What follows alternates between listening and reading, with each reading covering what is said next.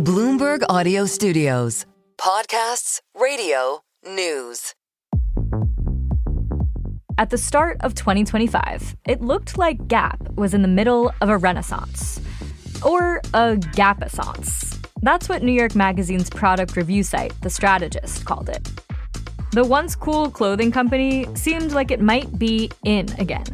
It dropped an ad campaign with the actress Parker Posey in the midst of her White Lotus press tour.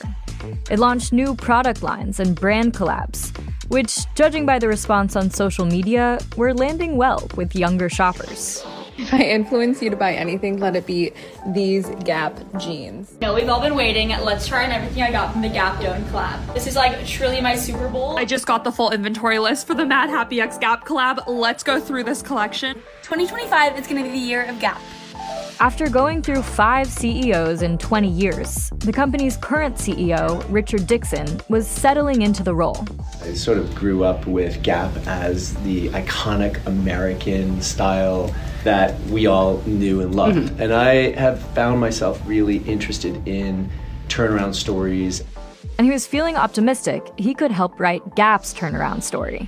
I think that there were strong signs that the Gap-essence was beginning. Bloomberg's Amanda Mull has been tracing Gap's ups and downs with her colleague, Bloomberg specialty retail reporter Lily Meier. And with Gap, it's always kind of been this whack-a-mole problem because they have now these 4 brands, and each brand has had a moment of being really successful and then a moment of really struggling. And then Trump's tariffs hit, and Gap found itself in the center of a new, unprecedented challenge as a global brand navigating a trade war that promised to upend supply chains and transform consumer habits. I'm Sarah Holder, and this is The Big Take from Bloomberg News. Today on the show, we explore how new trends and new tariffs have rocked the retail industry and complicated Gap's latest efforts to turn its business around.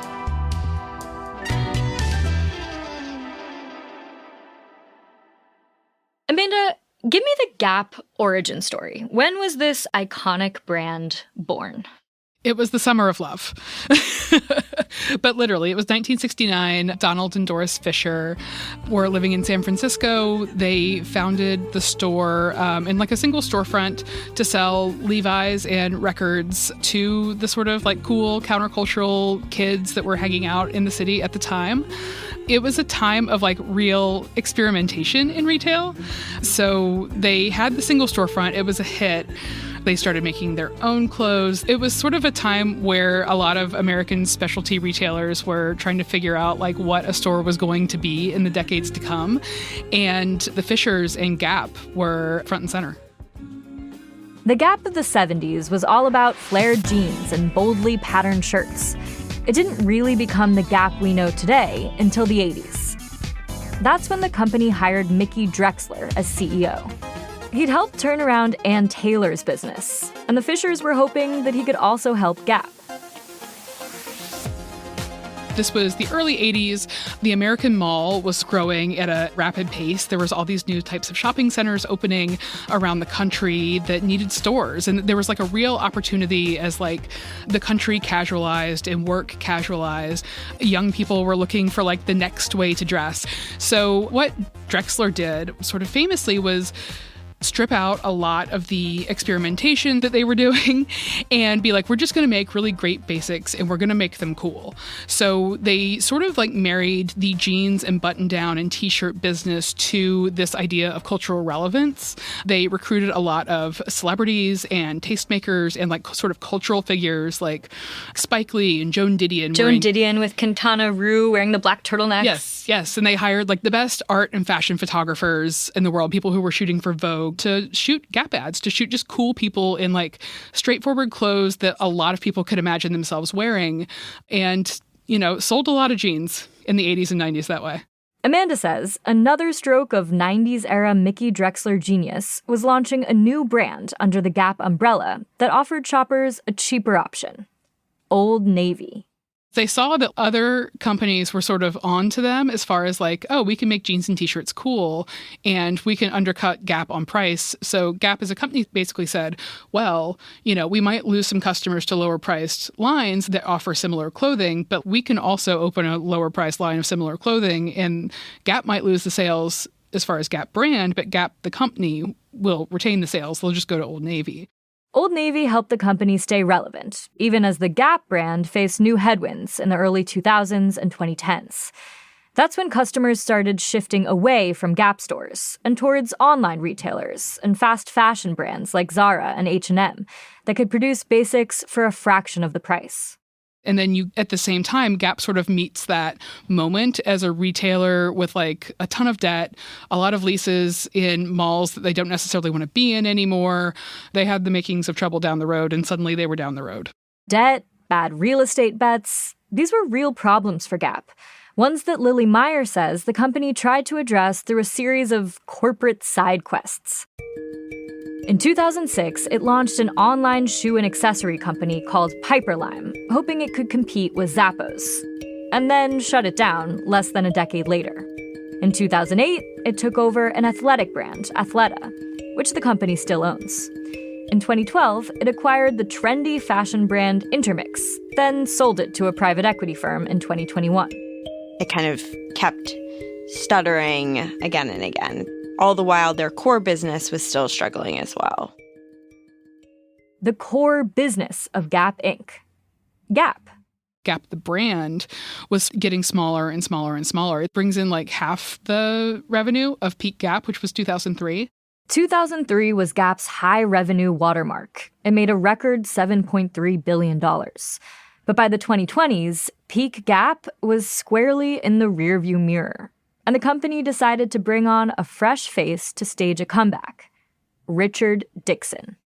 Dickson had joined Gap's board in 2022, while he was still an executive at the toy company Mattel, which makes Barbie dolls. And in the lead-up to the Barbie movie premiere in 2023, with Barbie Mania in full swing, Dickson got his next opportunity. That August, he became Gap's CEO. Amanda and Lily sat down with Dickson earlier this year for several recorded interviews. He had noticed that the Gap brand website was really hard to shop on. It was really hard to find what you wanted. And so he took a group of his executives shopping, as he described it to us. We got together in the room, and I was new. And I said, look, you know what we're going to do? We're going to go shopping. And I pulled up the sites. Mm-hmm. And we spent the next couple of hours, like, basically melting down the organization to deal with truth. Do we think that we're telling really great, compelling narratives around our story and merchandising and why we exist? He also held a town hall for Gap employees, where he delivered some tough love. I acknowledge to the company that there's a positivity bias in this company. I sit in meetings and you're all telling me how great things are. But then you look at the business, you go to our stores, you go online, you hear the drumbeat in the outside world, and they think very differently. So what's happening in here? The company just wasn't dealing with the truth. He suggested that clinging too hard to the past might be holding Gap back. We were living in a legacy. Well, remember when, and the khaki campaign, it's like, okay, well, what is it today? Gap faces the facts and Trump's tariffs after the break.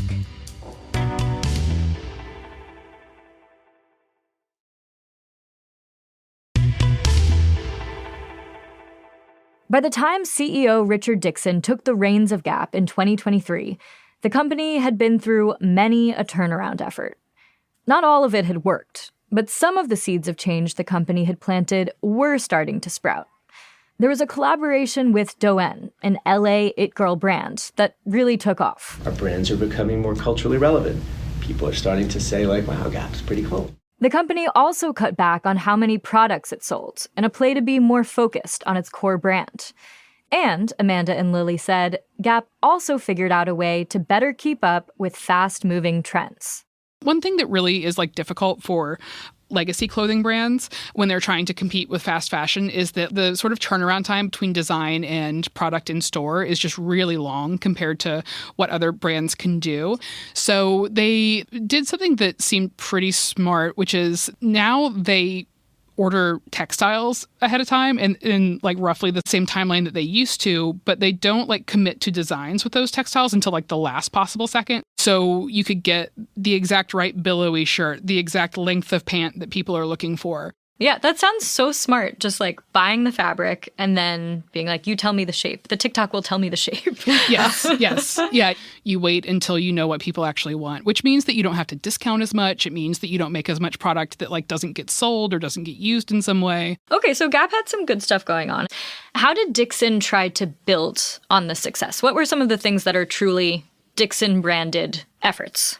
So probably one of the most notable ones is Dickson bringing on Zac Posen, who's this fashion designer. He was on Project Runway. He's had lines with other companies.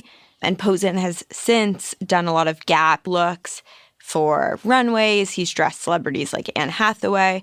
And he's also created a new line called Gap Studio, which is a bit higher end and a little bit more avant-garde. That secret sauce Gap had in the 90s, essentially making basics cool by putting them on cool people, Dickson was bringing it back. This all created that Gapissance feeling we were talking about earlier. The sense that this time, this rebound might stick. There were a lot of pieces of circumstantial evidence that things were headed in the right direction. Like their young consumer numbers were up. They were seeing people coming back to the brand who had like not bought anything there in years and years. Sales in general were good. And then, on April 2nd, Donald Trump announced his aggressive reciprocal tariffs on trading partners around the world. Lily and Amanda were actually with Dickson in a conference room the day the news hit. So we were in this interview and we talked in sort of like general terms about the tariffs, but like the room was sealed. None of us had our phones out. There was no TV playing. But like we all got outside and sort of looked at our phones and were like, oh, okay. Things were like a lot worse than we all expected. There were steep tariffs planned for Vietnam, which supplied more than a quarter of the company's goods last fiscal year. And steeper tariffs on China, though the country accounted for less than 10% of Gap's assortment last year. Dickson, like many CEOs in his position, had to start thinking about how to adapt. We know that he got on the phone pretty quickly with his CFO and their head of supply and logistics. What if we increase production in the U.S.? Why not? What if we diversified our footprint even more? What if I went to the administration? Why not? After Liberation Day, Dickson ultimately did fly to D.C. to meet with the president himself. We are the single largest specialty apparel retailer in the country. We employ over 70,000 people. The indirect consequence of those tariffs could impact our store openings, or even have to close stores because they just become they don't become profitable. Right. Explaining those different scenarios to the administration in the context of our support for their intent, but the indirect and or direct consequences to our business, is a real dialogue. By May, many of the tariffs had been paused, and Gap's leaders were developing a plan to deal with them. But any way they crunched the numbers, tariffs were going to impact their bottom line. The CFO delivered the news to investors on an earnings call on May 29th. We estimate a gross incremental cost of approximately $250 million to $300 million. $250 to $300 million. The CFO said the company's mitigation strategies could cut that number in half, but the company was still looking at a loss of up to $150 million this year. Lily says the market reaction was intense. The company stock plunged more than 20% in just a few hours. That day, Gap lost about $2 billion in market cap, despite having really strong earnings and showing some strategies for mitigation, like changing their sourcing and switching to some American-grown cotton. Yeah, let's talk about some of those mitigation strategies. How well is Gap positioned to adapt to these tariffs compared to some of its competitors in the retail space? I mean, I think one thing that really helps Gap is how big the company is and how big their order sizes are. So it makes it a little bit easier for, the company to entice factories in other countries. So one of their goals is they want no country to account for more than 25% of supply by the end of this year, which they're in the process of doing. They also plan for China to be less than 3% by the end of this year. After so many years dealing with factors within Gap's control, company culture, brand relevance, debt, Gap is now up against a new external challenge, a trade war. They are still so early in the turnaround, and like people want like hard and fast answers about like, is it going to work? Is it going to happen? And it's just like impossible to tell right now. They have like a lot of stuff left to do in order to like continue to stabilize the company. And Amanda says, for an iconic American brand that's managed to survive the rise of online shopping, the retail apocalypse, and the fast fashion revolution, the question of whether Gap can stick the landing matters to more than just its CEO. Because Gap, with its crisp white tees and blue jeans, has something going for it that some of its trendiest peers just can't compete with. History. Something that really stood out to me when trying to wrap my arms around what was happening with all of this is just how much other people, like just in general, like really want Gap to be good, really want to buy clothes at Gap, want to feel good about shopping there, want to feel like there is something there for them. The companies, especially in 2025, do not generally have this like positive, nostalgic feeling from the general public, but like basically everyone I talked to of like a bunch of different ages, a bunch of different backgrounds, everybody was like, I loved shopping there. It was so cool when I was a kid, or like I really wanted my mom to take me there. It's sort of rare that you encounter that many people like rooting for a company. This is The Big Take from Bloomberg News. I'm Sarah Holder. To get more from The Big Take and unlimited access to all of Bloomberg.com, subscribe today at Bloomberg.com/podcast offer. If you like this episode, make sure to follow and review The Big Take wherever you listen to podcasts. It helps people find the show. Thanks for listening. We'll be back tomorrow.